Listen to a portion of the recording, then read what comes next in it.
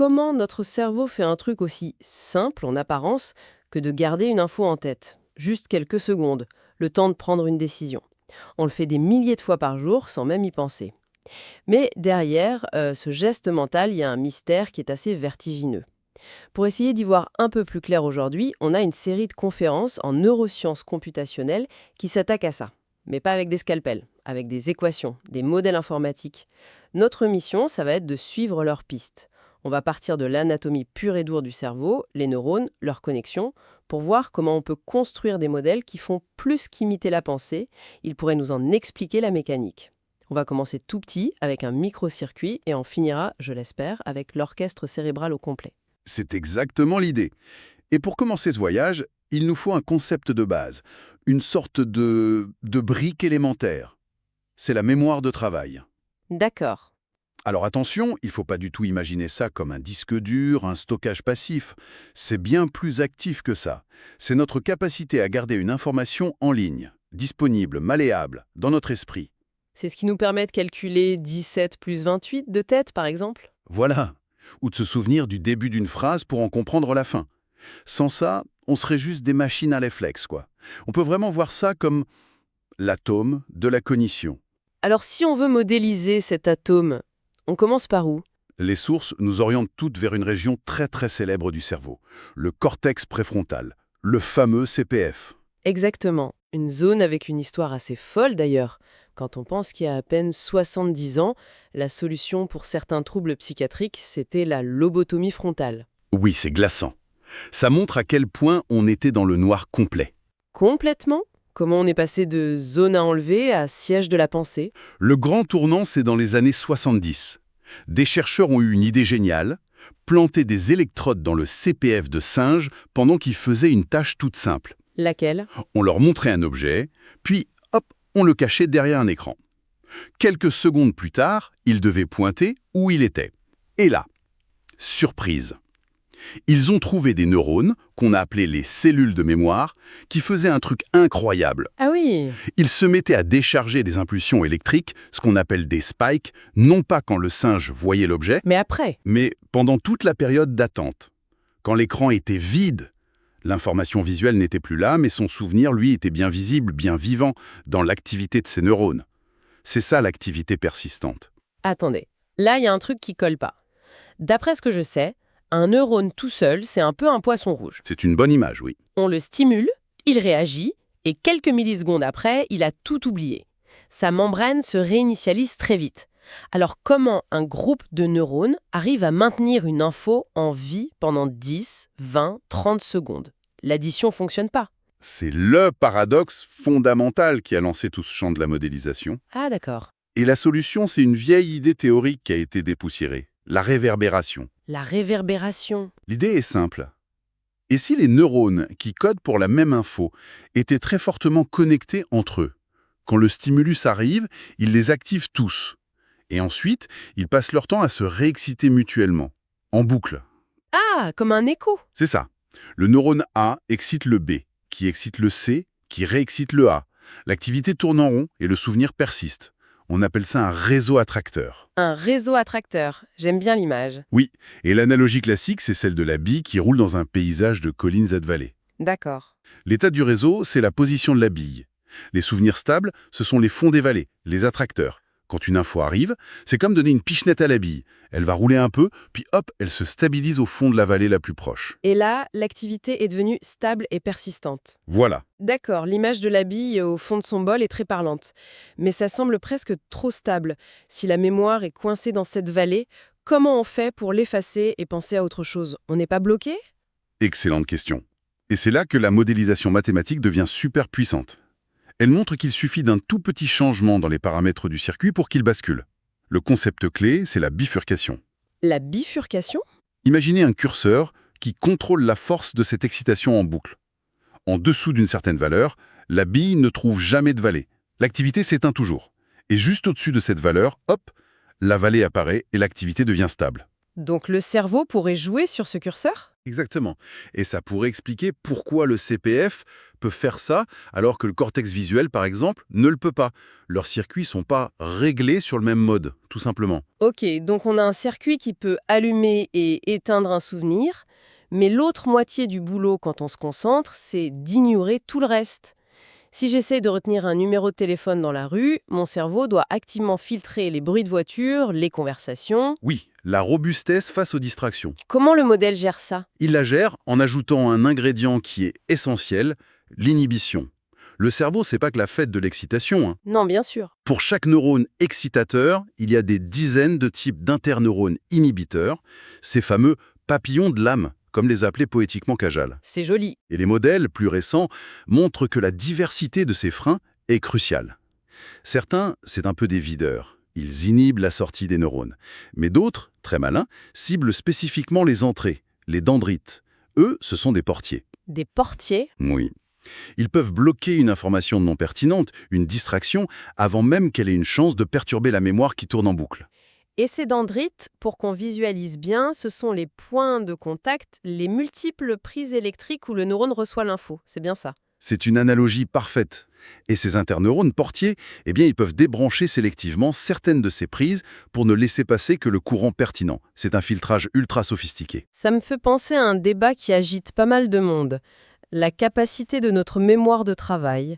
Pourquoi je peux retenir sans problème une liste de 7 chiffres, mais à 10, ça devient quasi impossible.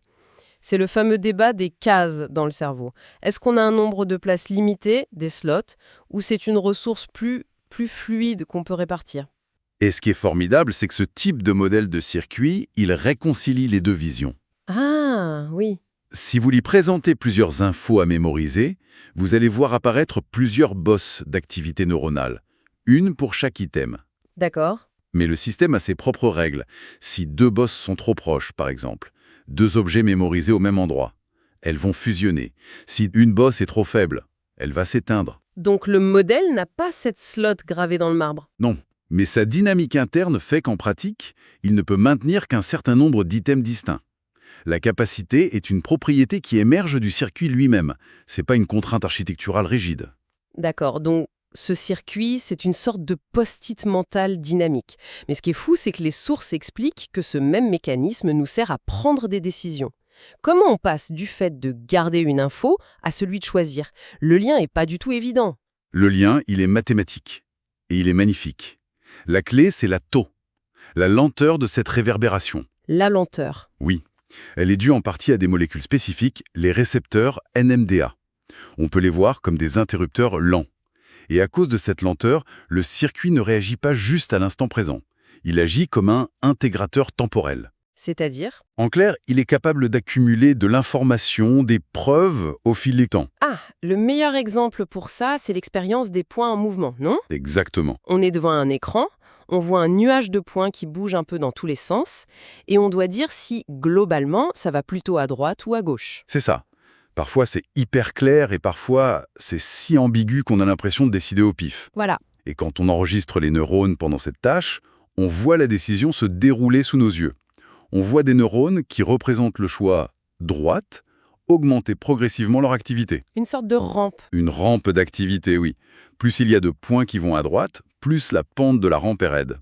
Et la décision est prise quand l'activité atteint un certain seuil, comme une coupe qui déborde. Et le modèle reproduit ça. À la perfection. Le modèle de mémoire de travail, avec ses récepteurs NMDA lents, reproduit exactement cette accumulation lente qui monte vers un seuil. Et là, le modèle fait une prédiction qui est vraiment contre-intuitive, je trouve. Il prédit qu'une perturbation, une fausse information qui arrive tôt pendant qu'on hésite, aura un impact énorme sur le choix final.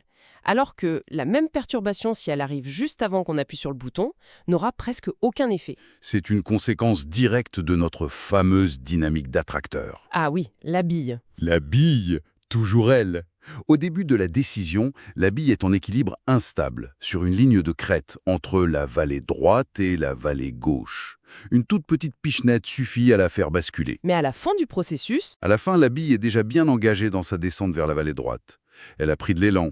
Il faudrait une poussée énorme pour la faire remonter et basculer de l'autre côté. Le système s'engage dans un choix, en quelque sorte. C'est ça, ce n'est pas un simple accumulateur passif. Sa résistance au changement évolue au cours même de la délibération. Tout ce qu'on a décrit là, ça se passe dans un tout petit coin du cerveau, un micro-circuit. Mais on sent bien que pour une pensée complexe, il faut que tout l'orchestre joue ensemble.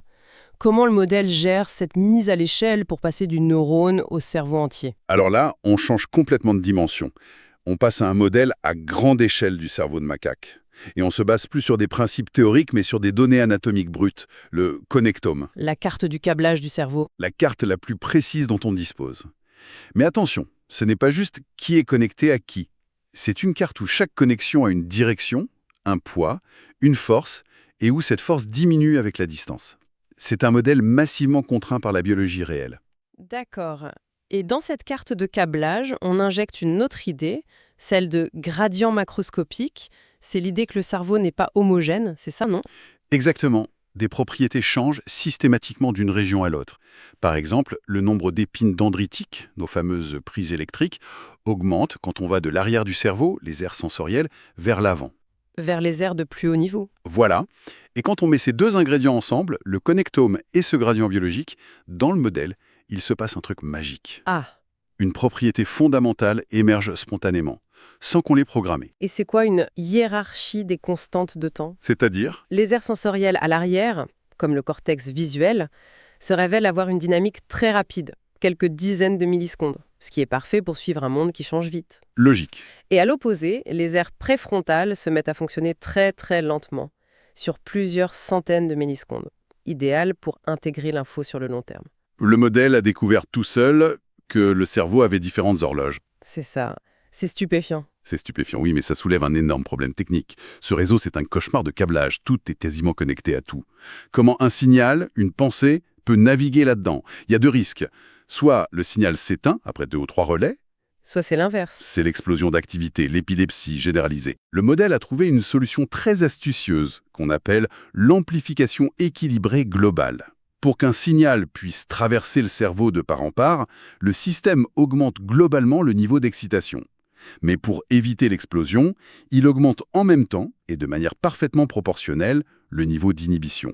On appuie sur l'accélérateur et le frein en même temps? C'est exactement ça.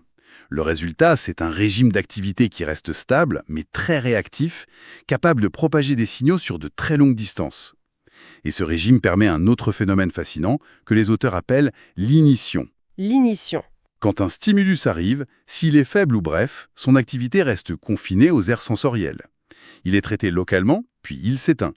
Mais s'il dépasse un certain seuil d'intensité ou de durée, il s'allume. Il s'enflamme. Oui, l'activité s'embrase, elle envahit les régions frontales et se propage à tout le réseau. Beaucoup pensent que cette ignition globale pourrait être la signature neuronale de l'accès à la conscience. Le moment où une info passe du statut de signal inconscient à perception consciente partagée par tout mon espace de travail mental. Précisément. On arrive au dernier puzzle, et c'est peut-être le plus complexe. Dans ce réseau où tout est si connecté, comment l'info est aiguillée au bon endroit, au bon moment? Si je décide de répondre à votre question, comment mon cerveau s'assure que le flux d'infos va bien, des aires du langage vers les aires motrices de ma bouche, et qu'il ne part pas se perdre dans mon cortex visuel? C'est le problème du routage. Le routage flexible, c'est le Graal. Et la solution proposée par le modèle est bluffante de subtilité. C'est le portillage spécifique à la voix. Le Pathway Specific Gating en anglais. C'est ça. L'idée géniale, c'est que le cerveau ne passe pas son temps à créer ou détruire des connexions physiques. Ce serait beaucoup trop lent. Les rails existent déjà. Le jeu, c'est d'ouvrir et de fermer des aiguillages, des portes, directement sur les dendrites des neurones. Et qui contrôle ces portes? Encore une fois, nos amis les interneurones, spécialisés. Via un petit circuit qu'on appelle la désinhibition. La désinhibition, c'est-à-dire qu'on inhibe un inhibiteur pour laisser passer le signal. C'est exactement ça. Vous avez un signal de contrôle qui vient d'une aire exécutive, il active un premier interneurone, celui-ci va alors inhiber un second interneurone qui, lui, en temps normal, bloquait une branche de la dendrite. D'accord. En étant inhibé, ce second interneurone lâche sa prise. La porte s'ouvre et l'information qui arrivait sur cette branche peut enfin passer et influencer le neurone. C'est un contrôle ultra précis, voie par voie, Ça permet de reconfigurer les circuits de communication du cerveau à la volée. en quelques millisecondes. Alors, si on boucle la boucle et qu'on revient à notre point de départ, la mémoire de travail, mais avec cette vision à l'échelle de tout le cerveau, où est-ce qu'elle se trouve finalement? Elle est plus confinée dans une petite boîte du cortex préfrontal. Absolument pas. Le modèle à grande échelle nous oblige à abandonner cette idée. La mémoire de travail, c'est pas une chose dans un endroit. C'est un état dynamique d'activité persistante qui est distribué à travers de multiples régions, toutes interconnectées, qui se maintiennent mutuellement actives. C'est une propriété qui émerge de la collaboration de tout le réseau. Oui. Et cette nature distribuée la rend infiniment plus robuste. Si une petite partie du réseau est occupée, ou même un peu endommagée, le reste du système peut compenser. C'est la force de l'orchestre par rapport au soliste. C'est un sacré parcours qu'on vient de faire, hein. On est parti d'une simple pensée, le souvenir d'un objet, qui n'était que l'écho de quelques neurones, Dans un microcircuit, et on arrive à une symphonie jouée par des dizaines d'aires cérébrales, chacune avec son propre tempo, rapide à l'arrière, lent à l'avant, des aires qui communiquent via des autoroutes d'information dont les péages s'ouvrent et se ferment à la milliseconde. Et le plus incroyable, c'est que tout ça émerge. ça émerge de modèles qui sont simplement basés sur l'architecture physique réelle du cerveau. Tout à fait. Et je crois que ça nous laisse avec une pensée finale assez provocatrice, qui est au cœur de ces recherches. Allez-y. Ces modèles suggèrent que la cognition, la pensée, la mémoire, ce ne sont pas des algorithmes abstraits, des logiciels purs qui pourraient tourner sur n'importe quel ordinateur assez puissant. Elle serait liée au hardware? Elles semblent intrinsèquement, intimement liées à leur support physique. Cette architecture hiérarchique massivement récurrente, dynamique, du cerveau. Et ça pose une question fondamentale pour l'avenir de l'intelligence artificielle. Qui est? Pour un jour créer une IA vraiment générale, flexible, consciente comme nous, faudra-t-il se contenter de coder des algorithmes de plus en plus malins, ou faudra-t-il inévitablement en passer par la recréation, au moins en partie, de cette architecture biologique si particulière et des dynamiques incroyables qui en émergent?